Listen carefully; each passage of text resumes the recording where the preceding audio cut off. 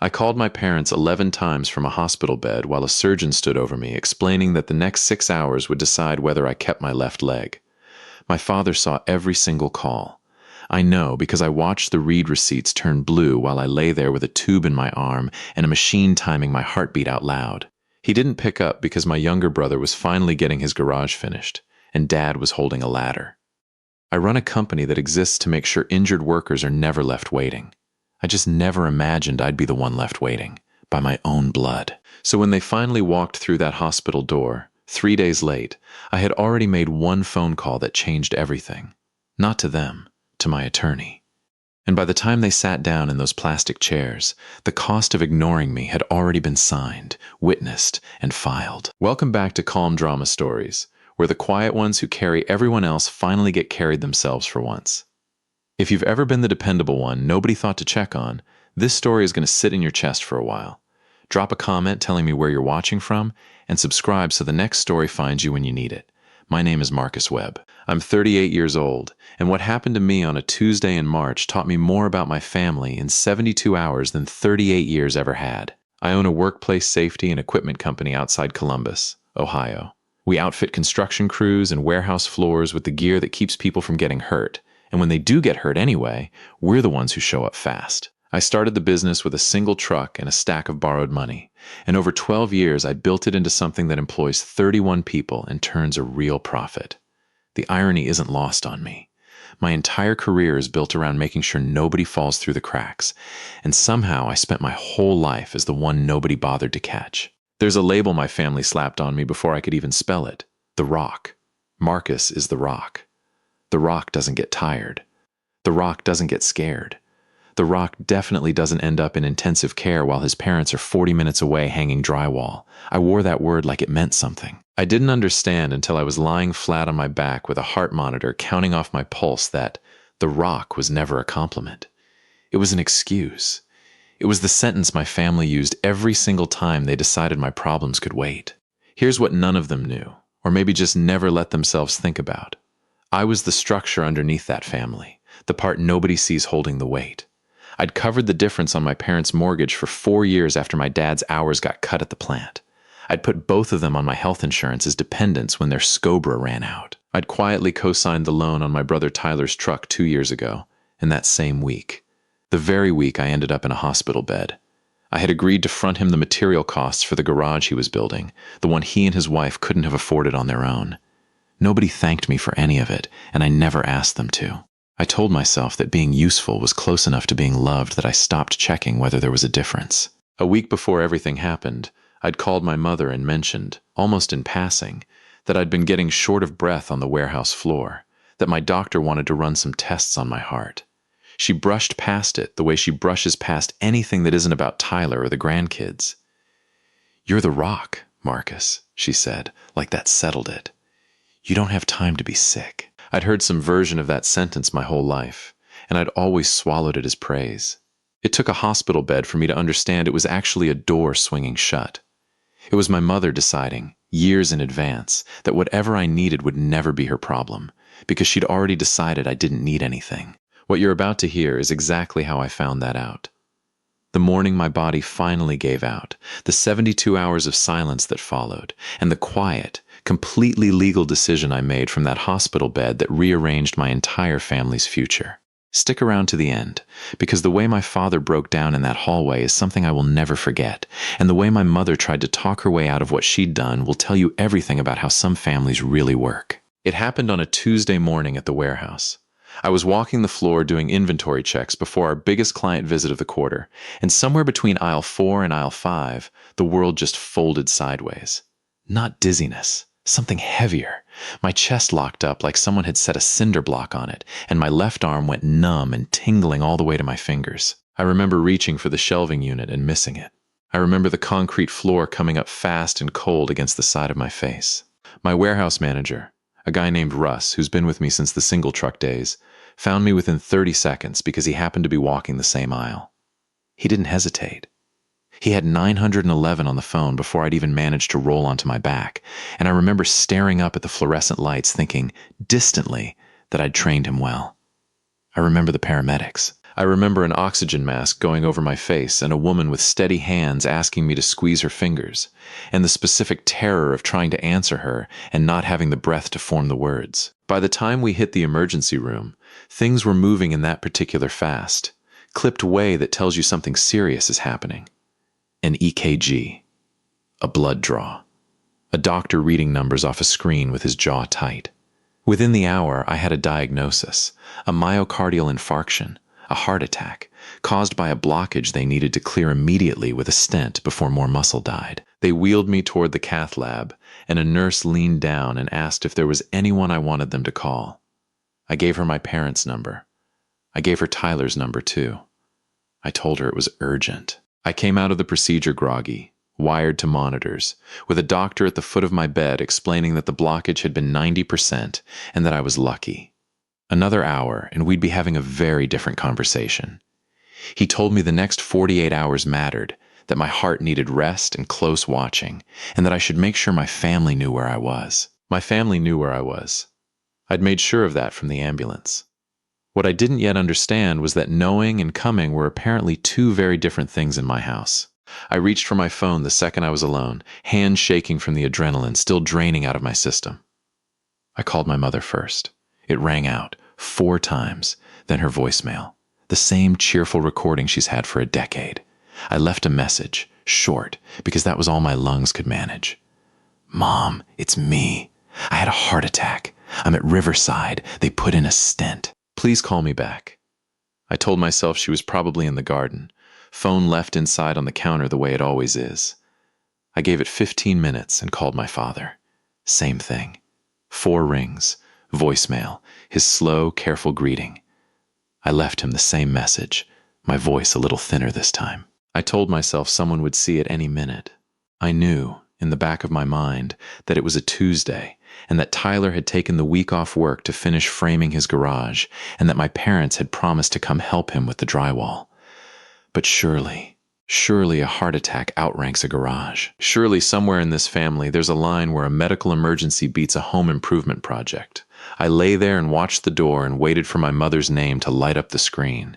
It is a strange and humbling thing to possibly be dying and to spend your energy worrying that you're being a burden. That's what nearly 4 decades of being the dependable one does to a person. Even flat on my back with wires taped to my chest, some part of me was already rehearsing an apology for the inconvenience of my own heart attack. Over the next several hours, I called 4 more times. My mother twice, my father twice. Every call rang its full count and dropped into voicemail. After the 5th one, I stopped leaving messages, because there was nothing left to say that I hadn't already said, and because hearing my own voice come out small and scared was making it worse, not better. Then I made the mistake of opening the family group chat. There it was, scrolling in real time. A photo of Tyler standing inside half-finished garage walls, grinning, sawdust on his shirt. A photo of my father, red-faced and proud, holding a power drill aloft like a trophy. A string of fire emojis. A message from my mother. Such a good day. So proud of our boy in his garage. Our boy. I want to pause here, because I know some of you have lived this exact moment. You've watched your family carry on in real time while you waited for proof that you mattered. If that's you, I'm sorry. It's a particular kind of heartbreak, the quiet kind, and it deserves to be said out loud. Tell me in the comments who would have dropped everything to come if it had been you in that bed. I read every single comment. I set my phone face down on the tray table, and for the first time since the warehouse floor, the fear in my chest started to cool into something else entirely. My phone did buzz once that evening. For half a second, my heart actually lifted, certain it was finally my mother. It was a text from Tyler. He'd clearly seen the voicemails buried under the photos he'd been posting all day, and this is what my brother sent me from his half-built garage. "Heard you're at the hospital. Hope it's nothing serious. We're slammed here finishing the framing before the rain comes. Hang in there. Hang in there." As if I'd pulled a muscle. As if the people running an emergency cardiac unit were a minor inconvenience standing between me and getting back to spreadsheets. I read it twice, waiting for a follow-up. "Wait. The hospital. Are you okay? What happened? I'm coming." It never came. Tyler had decided, in one breezy text, that my emergency had been handled, and that handled meant he was free to keep nailing up plywood. I didn't have it in me to be angry at him specifically. The truth I sat with in that quiet room was worse than anger. He'd learned this from somewhere. He'd learned it from a lifetime of watching our mother treat me as the one who never needed anything. He was just repeating the family religion I'd never thought to question either, right up until the machines were beeping and nobody came. There was one more name in my phone I hadn't tried. My younger sister, Hannah.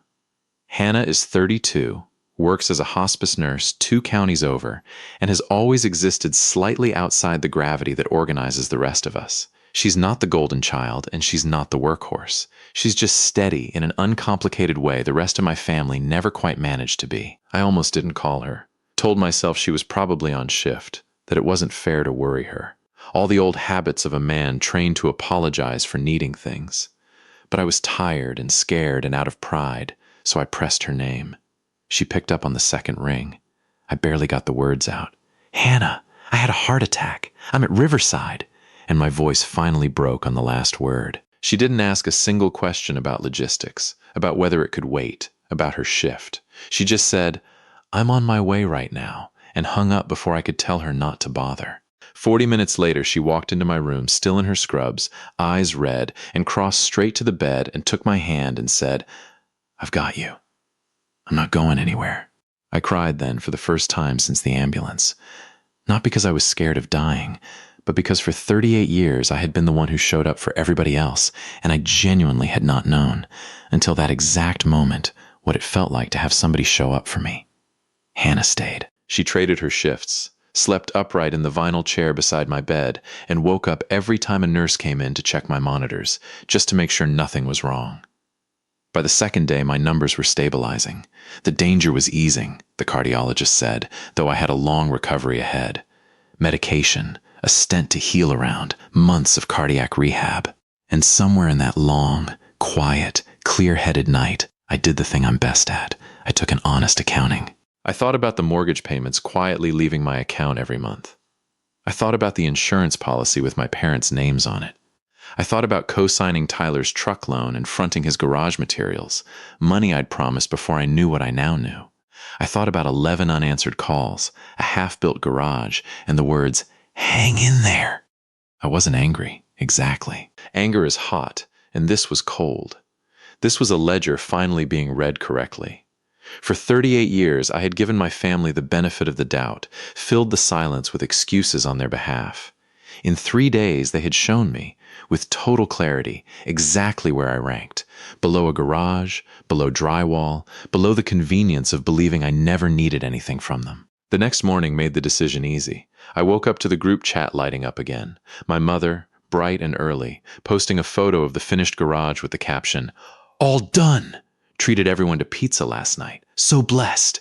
2 full days of photos, framing and drywall and pizza. Not one word about me." My name had not appeared in my family's conversation in over 48 hours while I lay in a cardiac unit 15 minutes from where they ate that pizza. I felt something settle into place. Not fury, but a clean, cold clarity. The way a long, confusing equation finally resolves into a single number. They had told me, in every way available to them, exactly what I was worth when I had nothing to offer.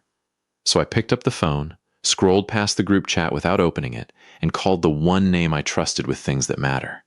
My attorney, a sharp, steady woman named Denise Calloway, who has handled my contracts and estate paperwork for years. I told her everything calmly. The heart attack, the 11 calls, the garage, the pizza. I told her I wanted to remove my parents as beneficiaries on my life insurance, rewrite my will, stop the automatic mortgage assistance, and formally cancel the materials credit I'd extended for Tyler's garage before the final invoice cleared. Denise was quiet a moment, then asked the right question, the one a good lawyer and a good friend asks. "Marcus, I'll do whatever you ask, but I have to know. Is this a decision, or is this a wound? Those can look the same from a hospital bed." I told her the truest thing I had. "Denise, I've spent 38 years giving these people the benefit of the doubt. The last 3 days, they finally answered the question I never let myself ask. I'm not hurt. I'm just finally believing them. She said she'd be there within the hour, and that we'd do it exactly right. I knew from watching her work over the years that the most important thing wasn't the documents themselves, but the question someone would inevitably raise later. Was he in his right mind? Families who get cut out love nothing more than claiming the person was confused, medicated, manipulated. I wasn't giving anyone that door. So before Denise arrived, I asked my cardiologist, Dr. Patel, the same doctor who'd leveled with me honestly from the start, to confirm in my chart that I was alert, lucid, and fully capable of making legal decisions. She studied me for a moment, then said yes. My labs were stable, my mind was clear, and she'd noted herself and witnessed the signing if it would help. I told her it would help more than she knew. My night nurse, a no-nonsense man named Greg with 20 years on the cardiac floor, agreed to be the second witness. By the time Denise walked in with her briefcase, everything was in place. A doctor to confirm my mind, a nurse to witness my hand, a lawyer to make it real. She laid the papers across the rolling tray table, the same table they'd been bringing my untouched meals on for 3 days. One by one, she walked me through them, plain and unhurried, Dr. Patel on one side of the bed, Greg on the other. First, the change of beneficiary on my life insurance. My parents' names came off, and in their place went Hannah, along with a second name that surprised even me as I said it out loud. A first responder support fund I'd been meaning to start at my own company for years, something for the guys like Russ who run toward emergencies for a living. Second, the new will, redirecting my estate the same way. Third, the order halting the automatic mortgage assistance to my parents' account. Fourth, the formal cancellation of the materials credit for Tyler's garage, dated and signed before the final invoice could clear. I read every page. I understood every page. Then I signed my name, steady, Dr. Patel watching, Greg witnessing, Denise notarizing. No drama, no speeches, just the quiet scratch of a pen rewriting my life to finally point at the people who'd actually shown up. When the last signature dried, I looked at the 3 of them and said the only thing that captured it. I just signed my life over to the people who actually came. The rest of them couldn't be bothered to visit. I didn't call my parents to announce it. I didn't text the group chat. The whole point of doing it quietly and correctly was that it didn't depend on their reaction at all. It was simply true now, witnessed and filed, whether they ever found out or not. They found out within the week, the same way these things always come to light. The bank flagged the missing mortgage assistance. The supplier called Tyler directly about an unpaid materials balance he'd assumed I was covering. And then, only then, did the call start. My mother's name lit up my phone over and over that afternoon, the very thing I had begged for from my hospital bed, arriving days too late. I let it ring out. Not out of spite. I genuinely had nothing to say to her over the phone, and I knew exactly how that conversation would go. She talks, she reframes, she finds the angle where she's the wronged party, and somehow I end up apologizing before I remember what I was upset about in the first place. Not on the phone. If she wanted this conversation, she'd have it in person, in the room she hadn't visited, in front of the people who'd watched me sign my name. It was my father who called late that night, alone, his voice small and rough like a man sitting in the dark working up to something. "Marcus," he said, "Tyler told us how bad it really was. Is it true you called 11 times that first day?" I told him it was true. He went quiet, then his voice cracked clean in half. "I felt my phone buzzing the whole time," he said. "I told your mother I should check it. She said finish the drywall. We'll call him back later." I listened to her instead of my own son. He started to cry. My steady, undramatic father, a man I'd seen cry maybe twice in my life. "I almost lost you," he said, "and I was holding a power drill." I let him cry. I didn't rush to make it okay the way I always had. But I wasn't cruel either, because my father's failure had always been cowardice, never malice, and there's a difference. "Dad," I said finally, "I'm going to be okay, but things are going to be different now.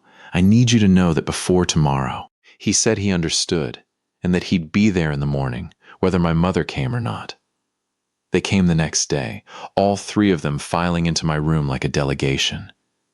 My mother led the way, glowing, carrying a grocery store bouquet and a smile so bright and practiced I almost admired it.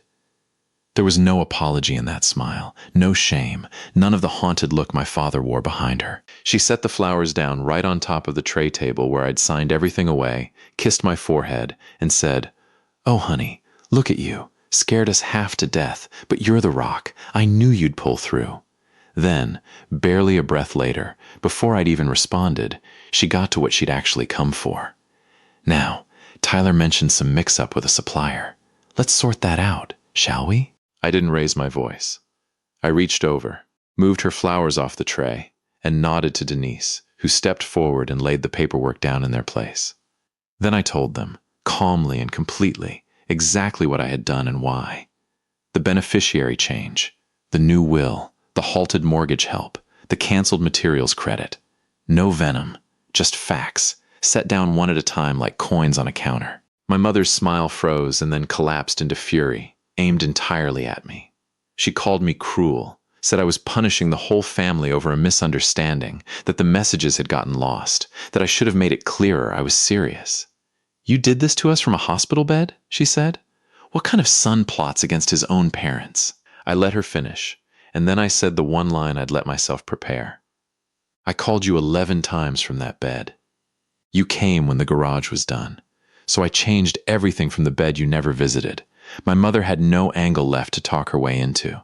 For the first time in her life, there was no version of the story that put her in the right.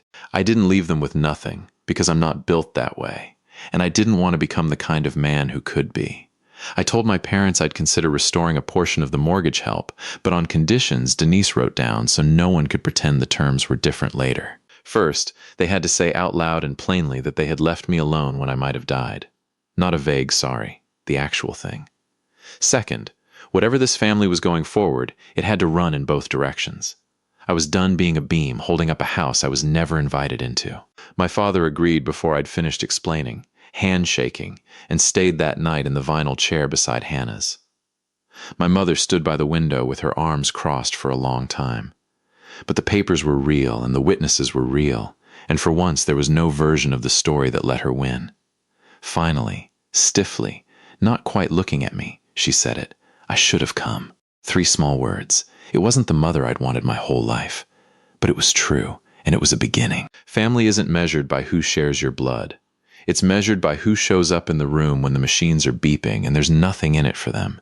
If you made it to the end of this one, you already know that particular ache, the ache of being the dependable one nobody checks on. If Marcus's story gave you a little strength tonight, tell me in the comments who actually showed up for you when it counted.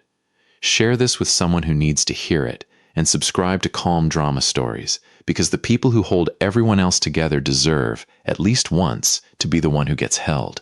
Your story might be the one we tell next.